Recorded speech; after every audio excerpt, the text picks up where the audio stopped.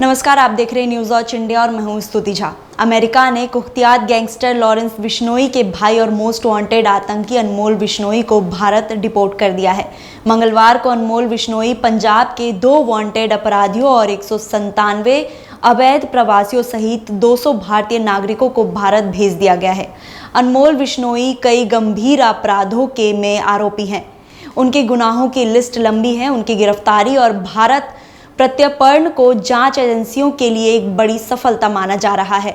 इससे देश में हुए कई हाई प्रोफाइल वारदातों की जांच को एक नई दिशा मिलने की उम्मीद है। जैसे मुंबई के जाने माने राजनेता बाबा सिद्दीकी की हत्या के मामले में अनमोल बिश्नोई पर साजिश रचने का आरोप लगा है। सुरक्षा एजेंसियां भारत लाकर इस मामले में और अधिक जानकारी हासिल करने की कोशिश करेंगी। बाबा सिद्दीकी की मुंबई में उनके बेटे के दफ्तर के बाहर सरेआम गोली मारकर हत्या कर दी गई थी। इस मामले में पकड़े गए शूटरों ने अनमोल के नाम का खुलासा किया था। वहीं बॉलीवुड अभिनेता सलमान खान के घर पर भी इसी साल अप्रैल में हुए शूटआउट की साजिश रचने का भी आरोप अनमोल बिश्नोई पर लगा है। इस घटना के बाद उसने सोशल मीडिया पर एक पोस्ट शेयर कर गोलीबारी की जिम्मेदारी ली थी। 2 बाइक सवार शूटरों के तड़के सलमान खान के मुंबई स्थित गैलेक्सी अपार्टमेंट के बाहर गोलीबारी की गई थी। उन दोनों को पुलिस ने गिरफ्तार कर लिया था। पंजाब के मशहूर गायक सिद्धू मूसेवाला की हत्या का साजिश रचने का भी आरोप अनमोल बिश्नोई पर है। जांच एजेंसी ने साल 2023 में उनके खिलाफ चार्जशीट दाखिल की थी। सिद्धू मूसेवाला को चारों तरफ से घेर कर उन पर गोलियां बरसाई गई। उनकी घटना स्थल पर ही मौत हो गई। इसके बाद अनमोल बिश्नोई और गोल्डी बरार ने इस हत्याकांड की जिम्मेदारी सोशल मीडिया पर ली थी। यूएस इमिग्रेशन डिपार्टमेंट एक शख्स के ट्रैवल डॉक्यूमेंट चेक कर रहा था जिसके पास भारतीय पासपोर्ट था। उस पर नाम था भानु।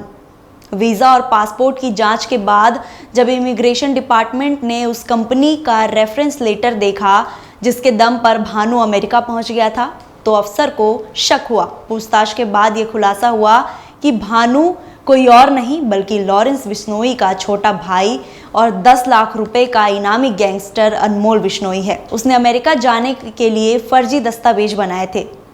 यूएस इमिग्रेशन डिपार्टमेंट ने फौरन इसकी सूचना फेडरल ब्यूरो ऑफ इन्वेस्टिगेशन को दी थी, जिसने भारतीय एजेंसियों के साथ अनमोल बिश्नोई की गिरफ्तारी की सूचना दी थी।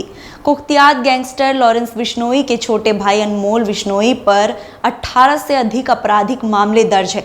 राजस्थान, हरियाणा, पंजाब और मुंबई की पुलिस उसकी तलाश कर रही थी। पुलिस के दबाव बढ़ने पर फर्जी पासपोर्ट के जरिए वो भारत से भाग गया। इसके बाद अपने ठिकाने लगातार बदलता रहा।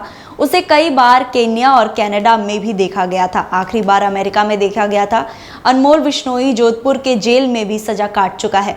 7 अक्टूबर 2021 को उसे रिहा कर दिया गया था। सलमान खान के घर गोलीबारी मामले की जांच कर रही मुंबई क्राइम ब्रांच ने उसके लिए शूटआउट सर्कुलर नोटिस जारी किया था। इसके बाद से ही जांच एजेंसियां लगातार उसकी तलाश कर रही थी।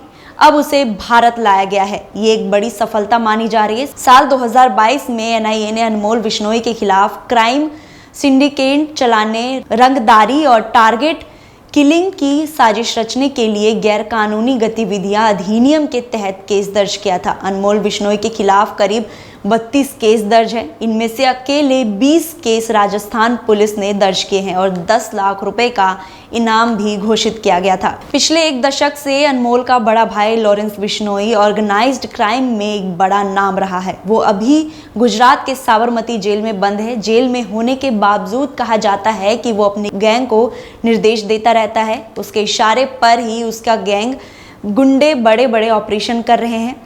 काले हिरण के शिकार की वजह से लॉरेंस बिश्नोई अभिनेता सलमान खान को अपना सबसे बड़ा दुश्मन मानता है। यही वजह है कि उसके निर्देश पर अनमोल और गोल्डी ने सलमान को मारने की कई बार साजिश रची थी। उसने कहा था कि यदि अभिनेता उसके समाज से शिकार के लिए माफ़ी मांग लेंगे तो वो उसे छोड़ देगा।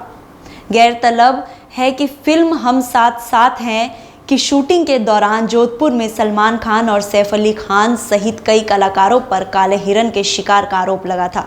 तो अनमोल बिश्नोई का भारत लौटना सिर्फ एक गिरफ्तारी नहीं बल्कि संगठित अपराध सिंडिकेट पर एक निर्णायक वार माना जा रहा है।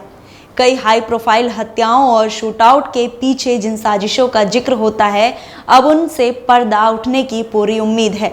भारतीय एजेंसियां उसके नेटवर्क, फंडिंग और अंतर्राष्ट्रीय ठिकानों की जानकारी खंगालने में जुट गई है, जिससे आने वाले दिनों में बड़े खुलासे संभव है। यह कार्रवाई गैंगस्टर जगत पर बड़ा संदेश है कि कितना भी दूर चले जाए, लेकिन कानूनी पकड़ से बचना अब भी नामुमकिन है।